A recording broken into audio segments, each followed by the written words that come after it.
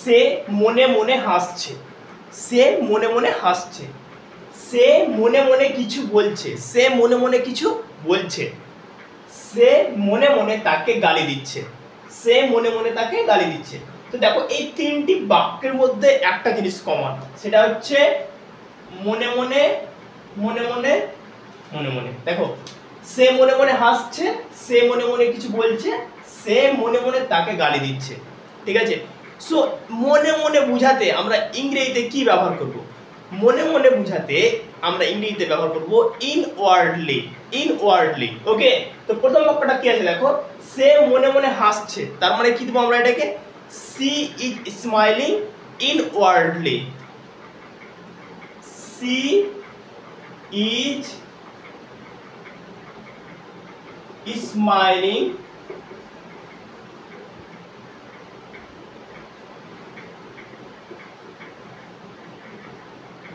ইনওয়ার্ডলি হয়ে গেল। তাহলে আমরা মনে মনে বুঝাতে কি ব্যবহার করলাম ইংলিশে, ইনওয়ার্ডলি, ইনওয়ার্ডলি, ঠিক আছে। সে মনে মনে হাসছে, সি ইজ স্মাইলিং ইনওয়ার্ডলি, সে মনে মনে হাসছে, ক্লিয়ার। সে মনে মনে কিছু বলছে, সে মনে মনে কিছু বলছে, এরকম ধরনের বাক্য কিন্তু আমরা বলে থাকি যে সে মনে মনে কিছু বলছে। তো আবার এটাকে আমরা কিভাবে বাক্য তৈরি করব, he is speaking, he is speaking something inwardly,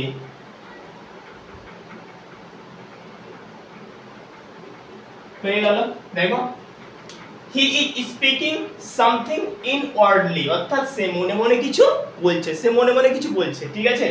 তারপরে কি আছে দেখো, সে মনে মনে তাকে গালি দিচ্ছে, সে মনে মনে তাকে গালি দিচ্ছে। তাহলে এটাতে আবার কি বলবো আমরা, ওই একই ইনওয়ার্ডলি ব্যবহার করে বাক্যটাকে তৈরি করব। আবার আমরা হি লাগিয়ে দিলাম, হি ইজ, গালি দেওয়ার ইংলিশ হচ্ছে অ্যাবিউজিং, হি ইজ অ্যাবিউজিং হিম,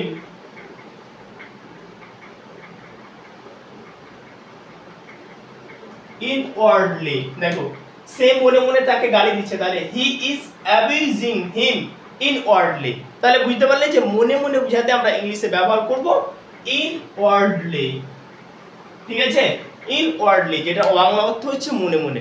তো যখন তোমরা মানে এরকম বাক্য তৈরি করবে মনে মনে বুঝাতে, তখন ইংরেজিতে ইনওয়ার্ডলি ব্যবহার করবে, ক্লিয়ার।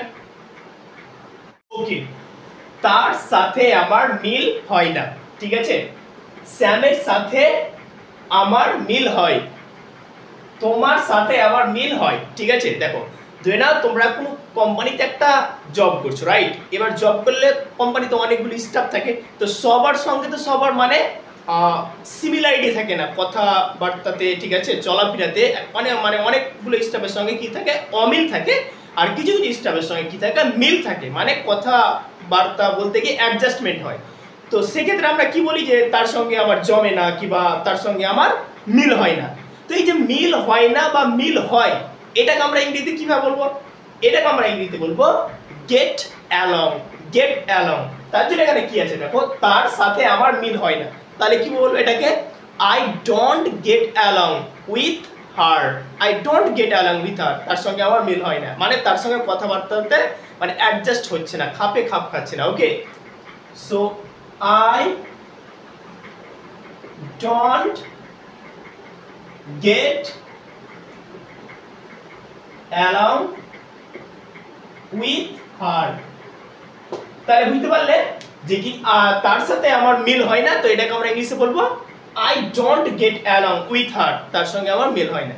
তো মিল হয় না মানে জমে না, অ্যাডজাস্ট হচ্ছে না কথাবার্তাতে, তখন আমরা ইংলিশে সেটাকে ব্যবহার করব গেট অ্যালং, ঠিক আছে। তো যেহেতু এটা নেগেটিভ বলছে তার জন্য ডোন্ট দিয়ে দিয়েছি, I don't get along with হার, মানে তার সঙ্গে আমার মিল হয় না, ক্লিয়ার।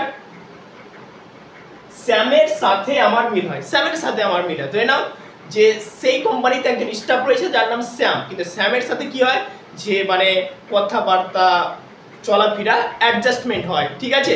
তো এই ক্ষেত্রে আমরা কি বলবো, স্যামের সাথে আমার মিল হয়, ঠিক আছে। তো মানে ইট মিনস স্যামের সাথে জমে, অ্যাকচুয়ালি ভালো লাগে। তো এখানে আবার আমরা গেট অ্যালং ইউজ করব, তাহলে কি ইউজ করব, I get along with Sam.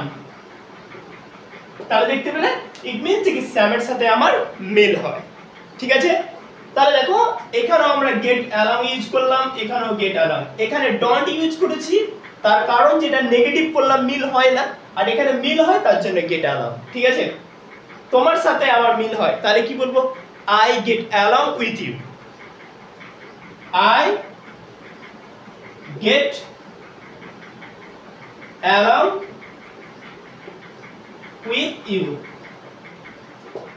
তাহলে বুঝতে পারলে যে মিল হওয়ার ক্ষেত্রে আমরা ইংলিশে বলবো গেট অ্যালং, ইট মিন্স মিল হওয়া মানে মিল থাকা। ঠিক আছে, সো দেখতে পেলে তার সাথে আমার মিল হয় না, I don't get along with her. স্যামের সাথে আমার মিল হয়, I get along with Sam. তোমার সাথে আমার মিল হয়, I get along with you. Clear? Okay, এটা সম্পূর্ণভাবে তোমার দোষ, এটা সম্পূর্ণভাবে তোমার দোষ, যেটাকে আমরা এইভাবে বলতে পারি যে এটা পুরোপুরি তোমার দোষ কিংবা এটা একেবারে তোমার দোষ। ঠিক আছে, সম্পূর্ণভাবে বৃষ্টি পড়া বন্ধ হয়ে গেছে, সম্পূর্ণভাবে বৃষ্টি পড়া বন্ধ হয়ে গেছে। ঠিক আছে, তারা সম্পূর্ণভাবে খেলা বন্ধ করেছে, তারা সম্পূর্ণভাবে খেলা বন্ধ করে দিয়েছে। ঠিক আছে, সো দেখো এই তিনটি বাক্যের মধ্যে একটা জিনিস কমন, সম্পূর্ণভাবে, সম্পূর্ণভাবে, সম্পূর্ণভাবে। ঠিক আছে, এটা সম্পূর্ণভাবে তোমার দোষ, সম্পূর্ণভাবে বৃষ্টি পড়া বন্ধ হয়ে গেছে, তারা সম্পূর্ণভাবে খেলা বন্ধ করে দিয়েছে। এই তিনটি বাক্যের মধ্যে একটা জিনিস কমন, যেটা হচ্ছে সম্পূর্ণভাবে। তো সম্পূর্ণভাবে এটাকে আমরা ইংরেজিতে কি বলবো, এটাকে আমরা ইংরেজিতে বলবো অল টুগেদার, অল টুগেদার। ঠিক আছে, যেমন এটা সম্পূর্ণভাবে তোমার দোষ, তাহলে এই বাক্যটাকে আমরা ইংরেজিতে বলবো all together it's your fault, all together it's your fault.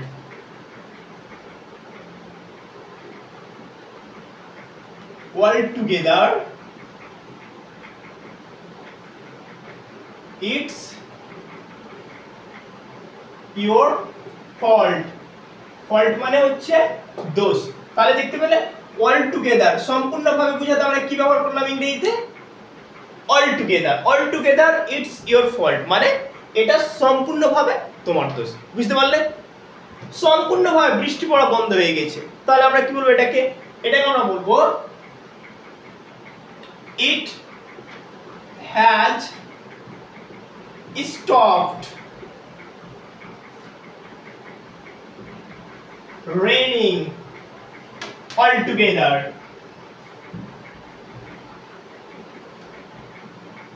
দেখো আবার আমরা কি ব্যবহার করলাম, altogether, it has stopped raining altogether মানে কি সম্পূর্ণভাবে বৃষ্টি পড়া বন্ধ হয়ে গেছে। ঠিক আছে, তারপরে কি আছে দেখো, তারা সম্পূর্ণভাবে খেলা বন্ধ করে দিয়েছে, তারা সম্পূর্ণভাবে খেলা বন্ধ করে দিয়েছে, তাহলে আমরা কি বলবো, দে স্টপড,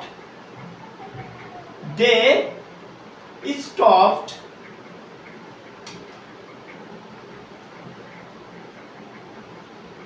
প্লেইং altogether, দে স্টপড প্লেইং altogether তারা সম্পূর্ণভাবে খেলা বন্ধ করে দিয়েছে।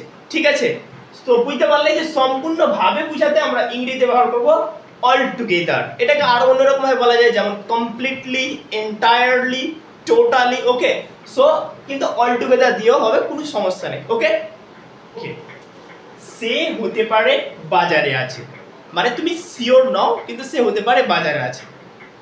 তারা হতে পারে বাড়িতে আছে, তারা হতে পারে বাড়িতে আছে। সে হতে পারে এখন ব্যস্ত আছে, সে হতে পারে এখন ব্যস্ত আছে। দেখো এই তিনটি বাক্যের মধ্যে একটা জিনিস কমন, হতে পারে আছে, হতে পারে আছে, হতে পারে আছে মানে হতে পারে কোন একটা জায়গায় হতে পারে, আবার কোন কাজে হতে পারে ব্যস্ত আছে। ঠিক আছে, সো হতে পারে আছে বুঝাতে আমরা ইংরেজিতে কি ব্যবহার করব, ইংরেজিতে ব্যবহার করব মেবি, মেবি। ঠিক আছে, যেমন ধরে নাও সে হতে পারে বাজারে আছে, তাহলে আমরা এটাকে কি বলবো, he may be in the market। বুঝতে পারলে, দেখো মেবি মানে হতে পারে আছে, কখনো কখনো মানেটা এরকম হয়, হতে পারে হয়, ঠিক আছে। He may be in the market, হতে পারে সে বাজারে আছে, ক্লিয়ার। তাহলে তারা হতে পারে বাড়িতে আছে, ওকে। তাহলে এটার ইংলিশ কি হবে, আমরা মেবি দিয়ে শুরু করব। তাহলে তারা ইংলিশ কি, they may be, they may be at home, হতে পারে তারা বাড়িতে আছে, ওকে। অথবা তারা হতে পারে বাড়িতে আছে, they may be at home, clear. তারপরে কি হলো, সে হতে পারে এখন ব্যস্ত আছে, সে হতে পারে এখন ব্যস্ত আছে, মানে তুমি শিওর নও, ঠিক আছে, যে মানে সে গ্যারান্টি ব্যস্ত আছে ব্যাপারটা সেরকম না, হতে পারে সে ব্যস্ত আছে। তো হতে পারে বুঝাতে আমরা ব্যবহার করবো মেবি। তাহলে কি বলবো এখানে, she may be busy now, সে হতে পারে এখন ব্যস্ত আছে, she may be busy now, হতে পারে মানে সে হতে পারে এখন ব্যস্ত আছে। তাহলে বুঝতে পারলে যে হতে পারে আছে এরকম বুঝাতে গেলে আমরা ইংলিশে ব্যবহার করব মেবি। সে হতে পারে বাজারে আছে, he may be in the market. তারা হতে পারে বাড়িতে আছে, they may be at home. সে হতে পারে এখন ব্যস্ত আছে, she may be busy now, okay. So কলমটি কোনো কাজের নয়, কলমটি কোনো কাজের নয়। ধরে না তোমার একটা কলম আছে, ঠিক আছে, কলমটা কি হয়েছে, খারাপ হয়ে গেছে, রাইট। তো আমরা কি বলে থাকি যে খারাপ হয়ে গেছে, তার মানে কি এটা আর কোনো কাজের নয়, কিংবা কলমটি আর কোনো কাজের নয়, ঠিক আছে। সো কলমটি কোনো কাজের নয়, সাইকেলটি কোনো কাজের নয়। তোমার একটা মানে সাইকেল রয়েছে, সাইকেলটা খারাপ হয়ে গেছে, মানে একদম চলে না, তো তুমি কি বলবে যে সাইকেলটি কোনো কাজের নয়, ওকে। তুমি কোনো কাজের নয়, কখনো কখনো আমরা মানে কি ব্যক্তিকেও বলে থাকি যে তুমি কোনো কাজের নাও, যে ধরে নাও অলস, ঠিক আছে, ঠিকঠাক করে কাজ কাম করে না, যেটা কোনো মানে কোনো যদি দায়িত্ব দেওয়া হয় তো সেই দায়িত্বটাকে ঠিকঠাক করে পালন করে না, তখন আমরা বাংলাতে বলে থাকি যে তুমি কোনো কাজের নাও।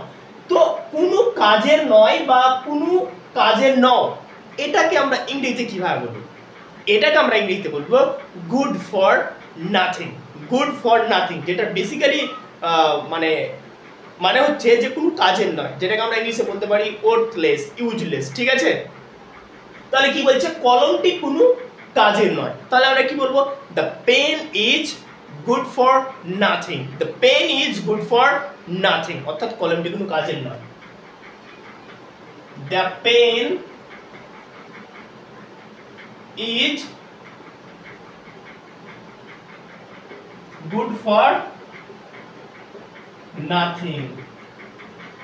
এই দেখো গুড ফর নাথিং, এটার অর্থ হচ্ছে যে কোনো কাজের নয়, ঠিক আছে। তাহলে the pen is good for nothing, অর্থাৎ কলমটি কোনো কাজের নয়। এবার দেখো এই স্ট্রাকচারগুলো ফলো করে তোমরা কিন্তু নিজে থেকেই বাক্য তৈরি করতে পারবে, যখন তুমি বোঝাতে চাইবে যে এই জিনিসটা কোনো কাজের নয়, ঠিক আছে। তো সেক্ষেত্রে ইউজ করবে গুড ফর নাথিং, আর যে জিনিসটা কাজের নয় সেটাকে লাগিয়ে দিলে সামনে দ্য পেন ইজ। তুমি এই জায়গায় কোনো বই হতে পারে, the book is good for nothing, বইটি কোনো কাজের নয়। The mobile is good for nothing, মোবাইলটি কোনো কাজের নয়, ওকে। সাইকেলটি কোনো কাজের নয়, তাহলে একই ব্যাপারে কি দেব আমরা, the cycle is good for nothing. দেখে নাও, the cycle is good for nothing, সাইকেলটি কোনো কাজের নয়, একদম সহজ, ঠিক আছে। গুড ফর নাথিং মানে কোনো কাজের নয়, ঠিক আছে, এটা কিন্তু সবসময় মাথায় রাখবে। মানে আমি যেটা বলতে চাইছি যে এরকম ধরনের যখন বাক্য তৈরি করবে যে এই জিনিসটা কোনো কাজের নয়, ওটা কোনো কাজের নয়, তখন ইউজ করবে গুড ফর নাথিং, ঠিক আছে। তুমি কোনো কাজের নও, তাহলে আমরা কি দেব, you are good for nothing, okay. You are good for nothing, দেখো এখানে গুড ফর নাথিং লাগিয়েছি, তাহলে you are good for nothing, তুমি কোনো কাজের নও, ঠিক আছে। সো গুড ফর নাথিং দিয়ে এইভাবে মানে সেন্টেন্সের স্ট্রাকচারগুলো করতে হবে, ওকে। কি বলছে দেখো, যেমন করে হোক আমি একটা সাইকেল কিনবো, যেমন করে হোক আমি একটা সাইকেল কিনবো, যেমন করে হোক আমি সেখানে যাব। দেখো এই দুটি বাক্যের মধ্যে একটা জিনিস কমন, যেটা হচ্ছে যেমন করেই হোক, যেমন করে হোক আমি একটা সাইকেল কিনবো, আর যেমন করে হোক আমি সেখানে যাব। এরকম ধরনের বাক্যগুলো কিন্তু আমরা আমাদের ডে টু ডে লাইফে বলে থাকি। তো যেমন করে হোক আমরা তখনই বলি যখন আমরা মানে জোর দিয়ে বলার চেষ্টা করি যে কোনো একটা কাজ আমি করবো, তাই তো। তো যেমন করে হোক এটাকে আমরা ইংরেজিতে কিভাবে বলবো? তো যেমন করে হোক এটাকে আমরা ইংরেজিতে বলবো by all means. By all means অর্থাৎ যেমন করে হোক, বা এটার মানে এরকম হতে পারে যেমন করে হোক না কেন, ঠিক আছে। তো যেমন করে হোক আমি একটা সাইকেল কিনবো, তাহলে আমরা কি দেবো এটাকে?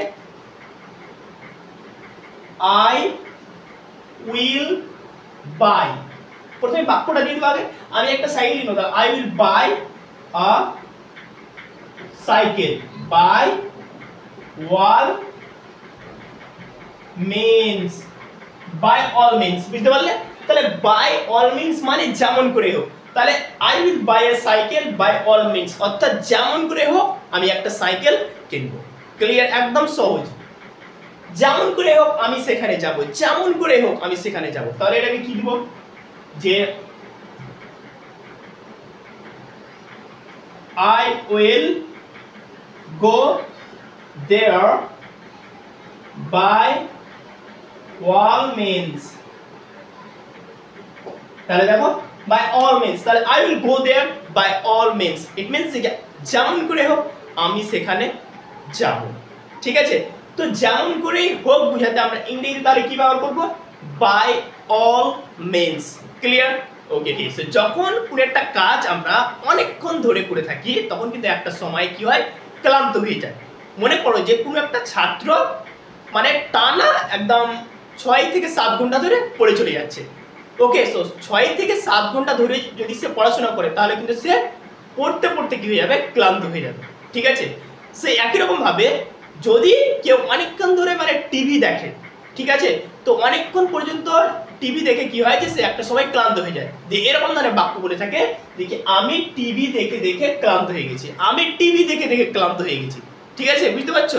এরকম তো হয়, তাই না? যে অনেকক্ষণ পর্যন্ত টিভি দেখতে দেখতে কি হয় যে একটা সময় মানে স্ট্রেস ফিল হয়, তখন আমরা বাংলাতে বলে থাকি এরকম যে আমি টিভি দেখে দেখে ক্লান্ত হয়ে গেছি। তো এই বাক্যটাকে তুমি ইংরেজিতে কিভাবে বলবে? ওকে, সে একই রকম ভাবে আরো বাক্য রয়েছে আমি তোমাকে বোঝাতে বোঝাতে ক্লান্ত হয়ে গেছি। মনে করো যে কাউকে তুমি কোনো একটা টপিক এক্সপ্লেইন করছো, বোঝানোর চেষ্টা করছো, কিন্তু সে বুঝতে পারছে না, তখন আমরা মানে বাংলাতে এরকম ধরনের বাক্য বলে থাকি যে কি আমি তোমাকে বোঝাতে বোঝাতে ক্লান্ত হয়ে গেছি, রাইট? আমি তোমার ব্যাপারে ভাবতে ভাবতে ক্লান্ত হয়ে গেছি, আমি তোমার ব্যাপারে ভাবতে ভাবতে ক্লান্ত হয়ে গেছি। সো এই তিনটে বাক্যে একটা জিনিস কমন, যেটা হচ্ছে ক্লান্ত হয়ে গেছি, ঠিক আছে। তো এই যে ক্লান্ত হয়ে গেছি কোনো একটা কাজ করতে করতে, তো এটাকে আমরা ইংলিশে কিভাবে বলবো? এটাকে আমরা ইংলিশে বলার জন্য আমরা ব্যবহার করব I am tired of. I am tired of, ঠিক আছে। তো প্রথম বাক্যটা কি হয়েছে? আমি টিভি দেখে দেখে ক্লান্ত হয়ে গেছি, তাহলে আমরা এটাকে ইংলিশে বলবো I am tired of. I am tired of। এবার কি? টিভি দেখে দেখে, তো এটাকে ওয়াচ। ওয়াচ থেকে কি হয়ে যাবে? Watching. I am tired of watching TV। হয়ে গেল। দেখো I am tired of দিয়ে দিলাম, ঠিক আছে। I am tired of watching TV অর্থাৎ আমি টিভি দেখে দেখে ক্লান্ত হয়ে গেছি, ঠিক আছে। আমি তোমাকে বুঝাতে বুঝাতে ক্লান্ত হয়ে গেছি, বুঝাতে বুঝাতে ক্লান্ত হয়ে গেছি, ঠিক আছে। তো এখানে আমরা আবার কি দেব? যে I am tired of explaining to you. দেখতে পেলে? দেখো আই অ্যাম টায়ার্ড অফ, ঠিক আছে, মানে আমি তোমাকে বুঝাতে বুঝাতে ক্লান্ত হয়ে গেছি। তো I am tired of explaining to you. Explaining এটা কিন্তু আইএনজি ফর্মে আসবে, ওয়াচ থেকে ওয়াচিং চলে এলো, ঠিক আছে। এক্সপ্লেনিং টু ইউ অর্থাৎ আমি তোমাকে বুঝাতে বুঝাতে ক্লান্ত হয়ে গেছি, ক্লিয়ার। আমি তোমার ব্যাপারে ভাবতে ভাবতে ক্লান্ত হয়ে গেছি, তাহলে আবার ওই একই রকম ভাবে সেন্টেন্সের স্ট্রাকচারটা দিতে হবে যে আই অ্যাম টায়ার্ড অফ ভাবতে ভাবতে, তাহলে কি হবে বলো তো? Worrying. Worrying, I am tired of worrying. I am tired of worrying about you. দেখতে পেলে? I am tired of worrying about you অর্থাৎ আমি তোমার ব্যাপারে ভাবতে ভাবতে ক্লান্ত হয়ে গেছি, মানে সরি আমি তোমার ব্যাপারে ভাবতে ভাবতে হ্যাঁ ক্লান্ত হয়ে গেছি, বুঝতে পারলে? তাহলে দেখো আমি টিভি দেখে দেখে ক্লান্ত হয়ে গেছি, I am tired of watching TV. ঠিক আছে, এই যে দেখা মানে দেখা যখন মানে এটা আছে তো দেখে দেখে মানে দেখা টিভি দেখা, তো এই যে একটা ভার্ব, তো ভার্বটা কিন্তু কি হবে আইএনজি ফর্মে হবে। তাহলে I am tired of watching TV. এই যে বুঝা, বুঝা মানে কি কোনো কিছু বুঝানো মানে এক্সপ্লেন করা, তো এক্সপ্লেনটা আইএনজি ফর্মে দিয়ে দিয়েছি, I am tired of explaining to you, অর্থাৎ আমি তোমাকে বুঝাতে বুঝাতে ক্লান্ত হয়ে গেছি। কি বলে দেখো আমি তোমার ব্যাপারে ভাবতে ভাবতে ক্লান্ত হয়ে গেছি, তাহলে I am tired of worrying about you, অর্থাৎ আমি তোমার ব্যাপারে ভাবতে ভাবতে ক্লান্ত হয়ে গেছি। ঠিক আছে।